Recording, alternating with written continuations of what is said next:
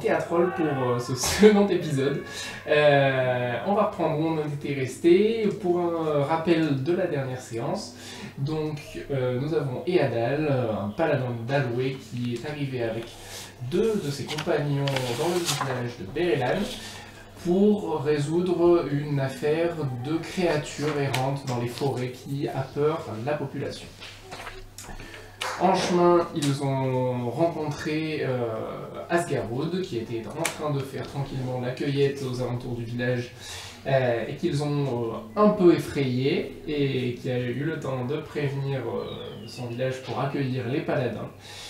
Et une fois arrivés devant le hall du conseil, ils ont été confrontés à une petite altercation entre humains et Galir,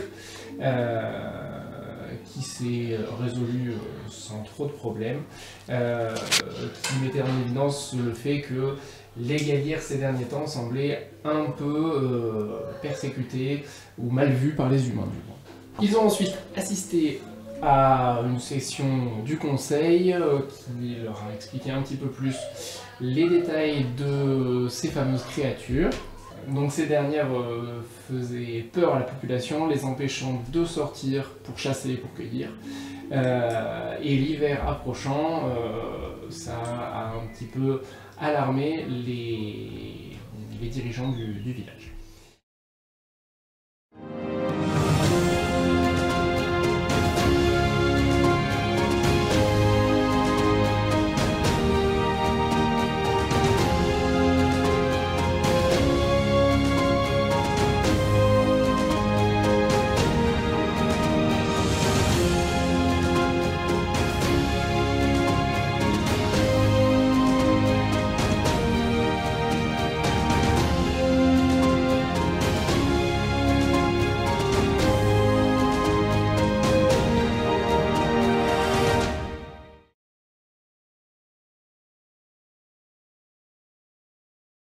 Les voilà donc qui sortent du grand hall, accompagnés donc des trois paladins, Asgarud et Magrol. Et à la sortie du grand hall, une foule s'est amassée suite à l'annonce de leur arrivée. Cette fois-ci une foule qui est assez éclectique, avec de nombreux humains, des Galirs, mais également quelques Svolas, quelques Minks. Et alors qu'ils commencent à fendre la foule pour se diriger, enfin pour être conduits plutôt vers l'auberge qui va les accueillir, un petit garçon d'environ 3 hexades se faufile entre les gardes et vient attraper la toge blanche d'Eadal et tire dessus. Et alors que Eadal tourne la tête en cette direction, il lui dit monsieur le paladin, hein, vous allez retrouver mon papa, hein. Et il dit oui, mon papa, il s'appelle Huan. C'était un grand chasseur du village. Et la dernière fois qu'il est parti, il est pas. Et alors du coup tu le vois qu'il commence à fondre en larmes. Je le rassure en disant qu'on va partir à la recherche de son père et tout faire pour essayer de le retrouver. C'est vrai. Bien sûr. Il te regarde avec les yeux rougis par les pleurs. Il fait c'est vrai. Oh, merci monsieur, merci. C'est bien naturel. Très bien. Et donc du coup, il y en a quelques-uns qui ont vu ça autour, qui disent oh c'est fini. Non, et donc du coup, il retourne, il part dans la foule à nouveau, et la foule se disperse petit à petit alors que vous commencez à vous enfoncer dans les ruelles de Bérélan. Et vous êtes conduit jusqu'à une petite place, donc vous faites en fait le tour du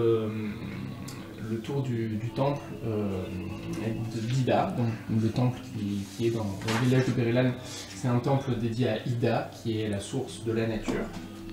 Vous contournez tout ce temple et vous arrivez à l'arrière sur une plus petite place, pareil avec cette espèce de treillis végétal en haut pour dissimuler le village tout en apportant de la lumière. Et sur cette place, vous trouvez une auberge. Alors, il y a peut-être 2 auberges dans tout le village, donc elles n'ont pas vraiment de nom. Vous voyez juste une grosse lanterne qui pend devant, avec des couverts accrochés à la devanture.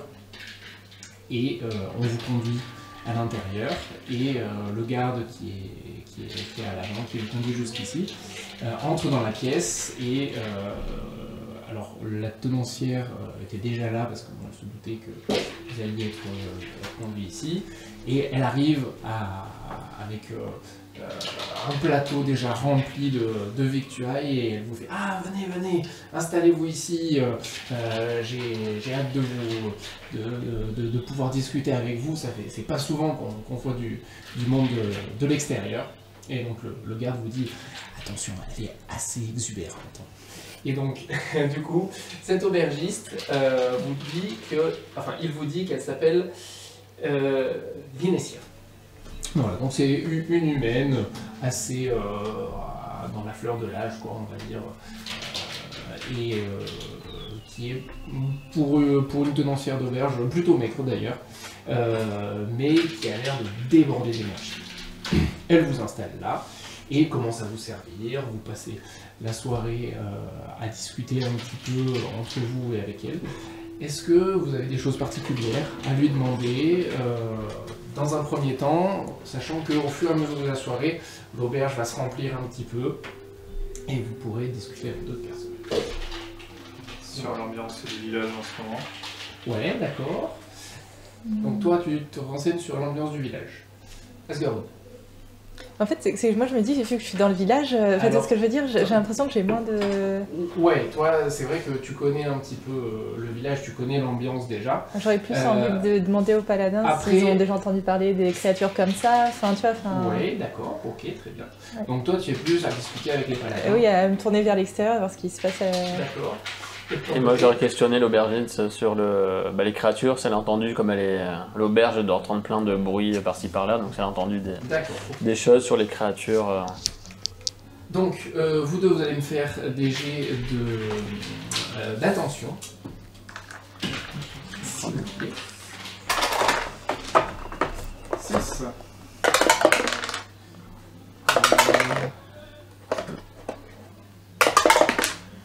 4. 4 et 6, très bien. On va commencer par Yadal. Donc toi, tu discutes un petit peu avec la tenancière d'abord. Bien évidemment, elle en connaît un peu, mais tu vas récupérer plus d'informations, on va dire, en discutant avec différentes personnes dans la soirée auprès des villageois. En tâtant un petit peu le ressenti à la fois des humains et des autres peuples, des Gallirs notamment, et donc tu te rends compte vraiment en tendant l'oreille aux tables, au machin, qu'il y a vraiment une espèce d'ambiance un peu pesante, un peu lourde qui s'installe entre les deux peuples. Alors c'est pas chez tout le monde, il y en a qui sont tout à fait... il n'y a aucun problème, on va dire, avec ça, mais il y en a d'autres qui regardent un peu de travers, qui lancent des propos qui sont déplacés. Et en questionnant un petit peu les gens, c'est quelque chose qui n'existait pas trop ces derniers temps, mais depuis le passage du prédicateur, et ça a amplifié un peu les choses, ça a amplifié surtout ce sentiment qui commençait à monter petit à petit suite à l'installation d'une nouvelle colonie de Gallirs au pied des montagnes, donc c'est quand même relativement loin, de l'autre côté de la forêt quasiment. C'est une colonie qui s'est installée il y a, en gros, de ce que vous disent les villageois, 5 ou 6 phases. Donc ça commence à faire un petit peu. C'est une colonie donc toi que tu connais, dont tu as bien entendu parler. Sachant donc toi, ta colonie, elle est dans les grottes, elle est vraiment à la limite de la forêt, plutôt côté montagne, ouais, alors que cette nouvelle colonie là, elle est plus un peu plus dans la forêt. Donc toi, ton village s'appelle Dimrag, et ce nouveau village qui s'est installé, cette nouvelle colonie de Galir, s'appelle Tokna. Alors, tu sais que dans ton village, cette arrivée de nouveaux Galir a semé un petit peu le trouble aussi, parce qu'il y a eu deux sons de cloche au sein du village. Celui des Galirs qui sont plutôt ouverts sur le reste du monde, et notamment qui commercent beaucoup, enfin autant que possible on va dire, avec Bérélan et avec Tolageth, qui est le plus gros village on va dire des environs dans les montagnes des Dents du Givre. Et ça s'est plaidé auprès du conseil du village, plutôt par ta mère d'ailleurs, et une autre partie de la population qui est plus faible mais peut-être plus virulente, et qui justement se base sur le fait que il y a quand même une ambiance cercliste qui se développe de plus en plus depuis la montée du culte des ravageurs et du passage de ces prédicateurs, qui est que les autres peuples, autres que humains, se retrouvent mis de plus en plus à l'écart et visés par des incivilités, des choses comme ça. Et donc ce groupuscule s'est plutôt rapproché de cette nouvelle colonie qui semble plus sauvage, qui semble moins ouverte. Elle viendrait, de ce que vous avez compris, de plus loin dans les montagnes, plutôt que du pays de Ran, en fait. Et donc ça, c'est des informations que vous vous recoupez ensemble, en discutant avec les populations et entre vous par la suite. De ton côté, toi, tu interroges surtout la tenancière, ouais. Qui va te dire qu'elle n'en sait en fait pas beaucoup plus que ce que tu as appris, enfin que ce que vous avez appris auprès du conseil. C'est-à-dire que il y a des cueilleurs, des chasseurs qui ont entendu, qui ont vu des choses qui leur semblaient différentes de ce qu'ils avaient pu voir jusqu'à présent. Les loups, les ours, il y en a toujours dans les forêts, mais là, ça leur semblait être autre chose. Les bruits n'étaient pas tout à fait pareils. Mais voilà, c'est plus du ragot, des choses comme ça. Et elle en sait au final pas plus, si ce n'est moins, que Kothan, qui est l'ancienne du village, okay, avec qui vous avez discuté avant. Enfin, Asgaroud, alors toi, du coup, tu discutes plutôt avec les paladins, pendant que Eadal, lui, balade, on va dire, dans l'auberge auprès des différentes personnes et se renseigne. Tu essayes un petit peu de tisser un lien qui avait été un peu difficile au début, on va dire, avec Ekinéa. Mais, bon, elle avait été un peu sèche parce qu'elle se donnait une prestance, on va dire, qui au final, une fois que vous vous êtes un petit peu posé, disparaît en fait, et vous commencez à discuter de différentes choses. Elle peut pas t'en dire beaucoup parce que elle sait même pas de quoi il s'agit en fait, de quoi il retourne, et pour l'instant elle peut rien te dire de plus parce que voilà, ils sont là pour ça justement, et des descriptions qui ont été faites, ça lui évoque rien de particulier. Okay. Donc voilà, la soirée se passe tranquillement. Est-ce que vous avez d'autres choses à faire dans l'auberge, dans le village? Je retourne chez moi. Très bien, donc toi tu t'installes à l'auberge avec les paladins, vous avez chacun une petite chambre qui a été aménagée pour vous. Tu rentres toi dans l'arrière-boutique, on va dire, de ta petite échoppe, et c'est là que tu vis, sachant que bon, c'est un truc qui a été aménagé il y a quelques temps déjà, un peu pas à l'écart, mais on va dire pas dans le village principal, pas sur le niveau très vivant, on va dire, du village. Et toi, qu'est-ce que tu fais? Eh ben, je rentre chez moi aussi. Alors chez toi, c'est dans ton village. Dans le village, moi, je suppose que j'ai une cachette, ou enfin un endroit où mettre. Alors généralement, quand tu viens ici, ouais, c'est pareil, tu as accueilli à titre entre guillemets gracieux dans les différentes auberges. tu as aussi pas mal d'amis, on va dire, dans la population, ouais. dans la communauté des Gallières.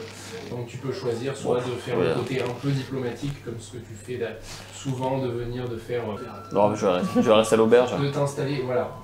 Ouais. Voilà, un côté, on va dire, un peu officiel, sinon tu peux aller chez des connaissances que tu as dans le village, bien sûr. Non, je reste à l'auberge du coup. Tu restes à l'auberge aussi. Très bien, donc vous vous installez dans l'auberge, et la nuit se passe tranquillement. Le soir, avant d'aller vous mettre dans vos couches, Kinéa vous rassemble, entre guillemets, pour vous donner quelques petites instructions, de préparer votre équipement pour le départ du lendemain. Elle vous dit que si jamais vous avez des achats particuliers à faire le lendemain avant de partir, pour compléter votre équipement, vous pourrez aller taper à la porte des différents artisans qui seront disponibles pour vous accueillir à ce moment-là. Mais que le départ se ferait probablement peu après le début de l'aube blême.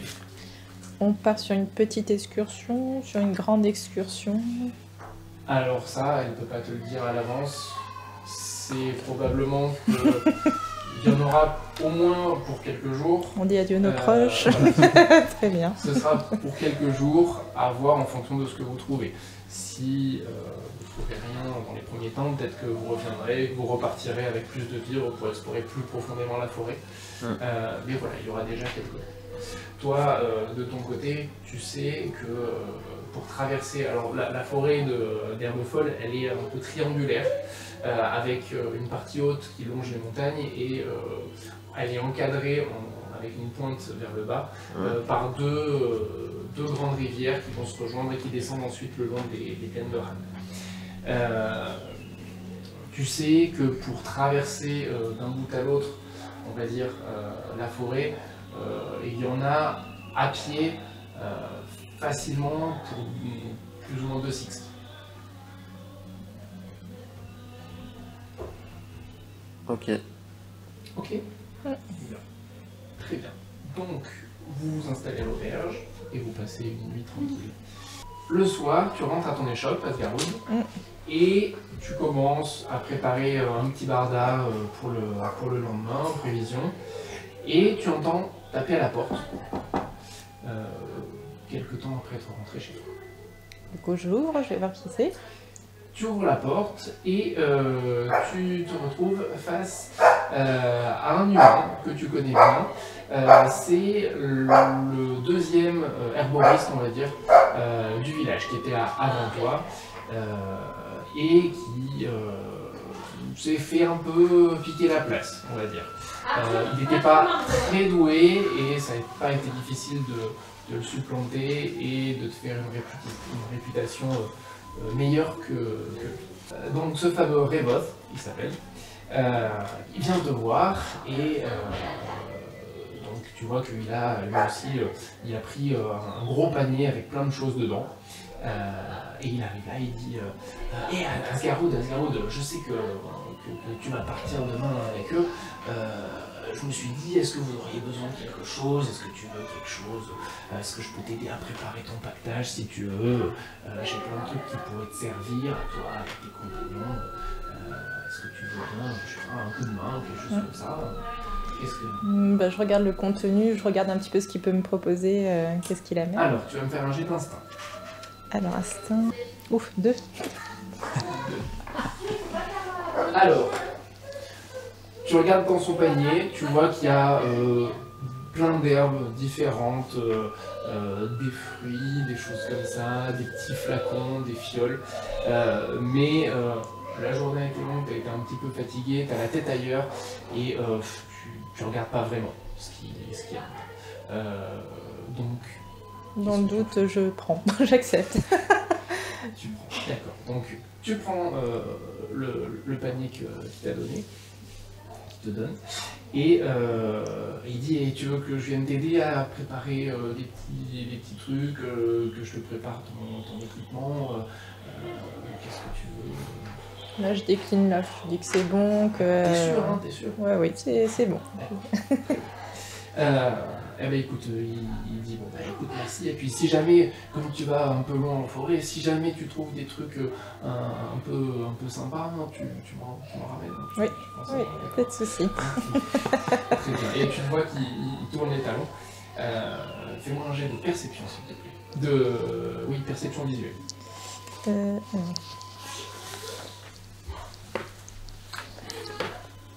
5. 5.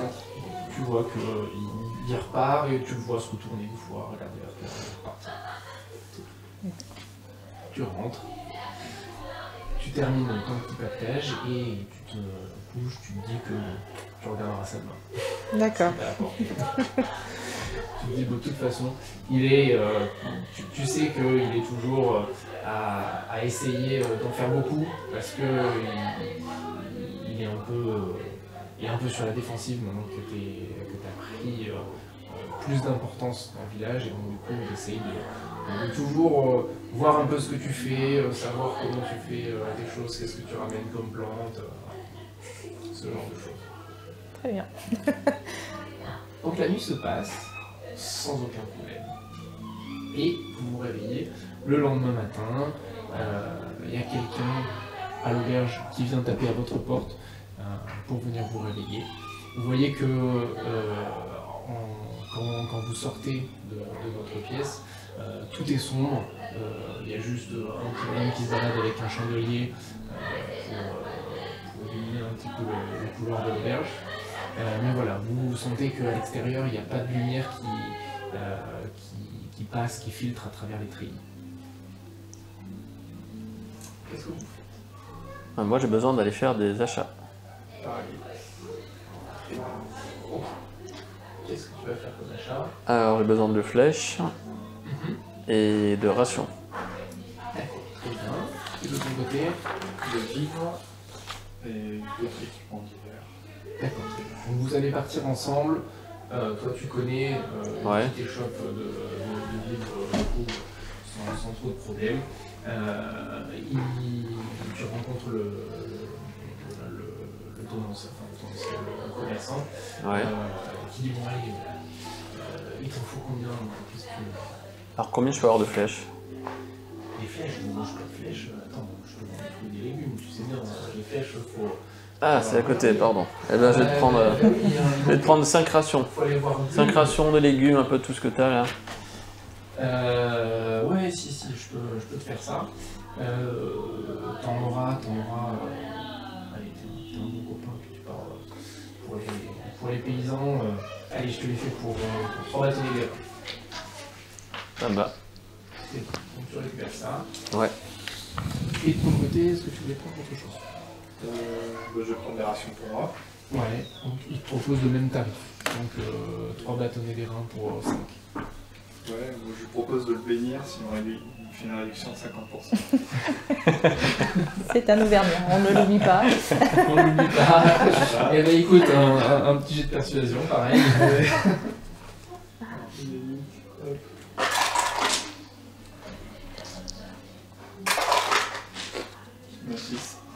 Oh. Et, ah oui, une bénédiction en faveur des sources. Tenez, allez, un bâtonnet. Un bâtonnet pour 5 et c'est pour que vous vous faites prospérer, vous protéger, vous faites quoi? Alors, ça c'est pas considéré comme un véritable influx, c'est juste tu sors ton... Je peux faire du bluff. Hein. C'est un petit peu ça, tu sors, tu sors ton symbole sourcier d'Aloé et tu fais sortir une petite aura vaporeuse autour de lui et tu vois qu'il est... Putain, mais c'est du bluff ça. Il a des petites étoiles qui brillent, tu vois. Et il est super content. Bien joué. Et si vous voulez des flèches, j'en ai pas. C'est tant mieux, j'ai pas l'arc. Très bien. Vous vous dirigez ensuite auprès du forgeron. Le forgeron Blul. Oui, parfois c'est un peu... Blul. Blul. Bulle. Blul. Dulle. C'est un golir? Blul. Non, c'est un dragon. Ah, un dragon. Ouais. Donc le Dreid, c'est donc un autre peuple de l'univers des Ildaran, qui sont de petites créatures, encore plus petites que les Galir d'ailleurs, glabres, à la peau bleutée, avec un gros nez, une belle moustache, généralement bien entretenue, et la plupart du temps plutôt chaud. Voilà, en gros c'est ça. Un petit avatar. Moustachu.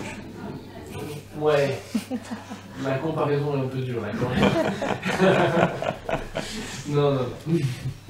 Et donc tu le trouves de bon matin, tu vois que ses fourneaux sont déjà en route. Et il dit je vous attendais, qu'est-ce que je peux faire pour vous? Je voulais acheter une corde. Une corde? Je peux vous en trouver, ouais, après faut peut-être voir au bazar pour les cordes, hein. Je pense qu'ils en ont peut-être de plus solides. Moi j'ai toujours des vieux trucs qui traînent, mais je suis plutôt... ouais, vaut mieux, là, moi c'est métal quoi. Je connais. Mais je peux vous aider en autre chose peut-être. C'est dur, hein.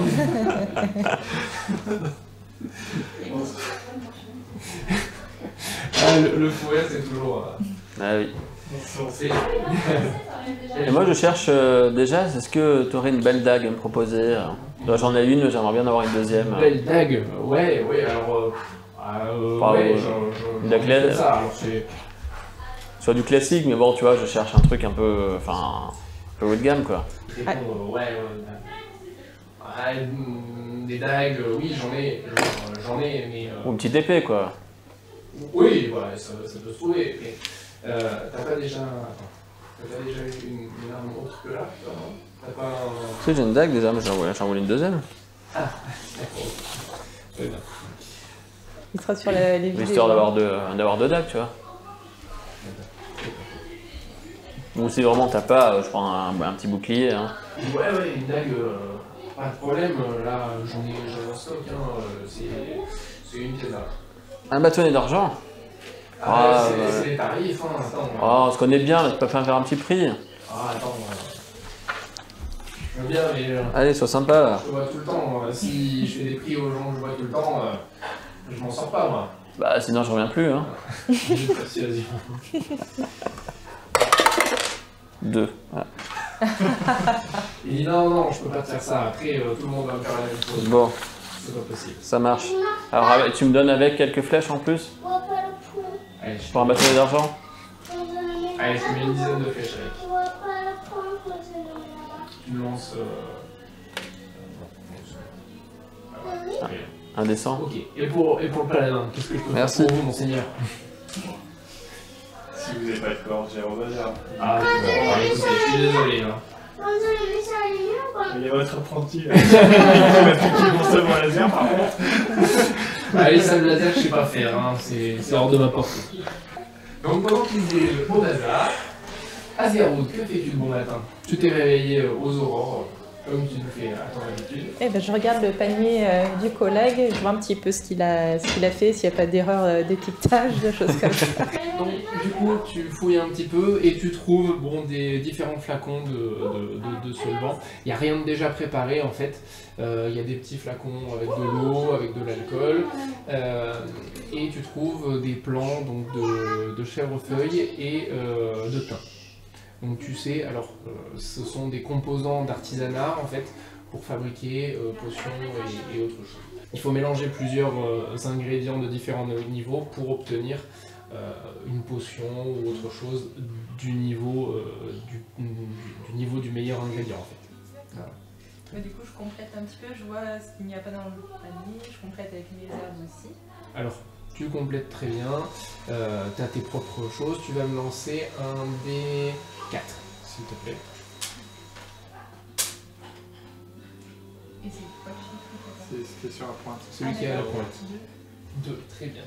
Donc tu vas mettre 2-3 petites choses et tu auras en plus donc, de la colle chic.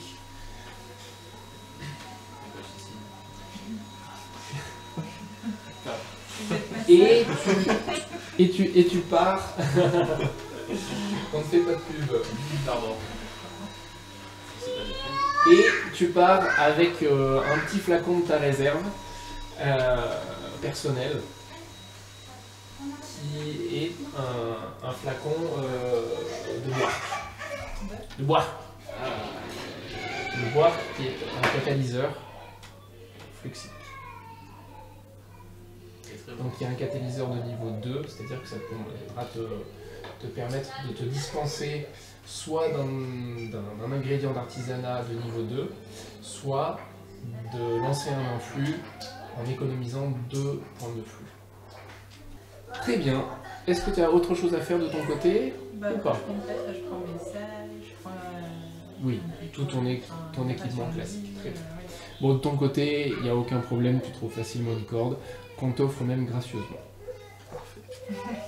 Et vous vous retrouvez tous sur la place du village pour le départ. Donc, vous avez donc Roth qui est le second paladin, celui d'Elania, qui est là, qui attend aux côtés quand même de Kinéa, mais qui va rester lui au village. Vous partez donc tous les 4.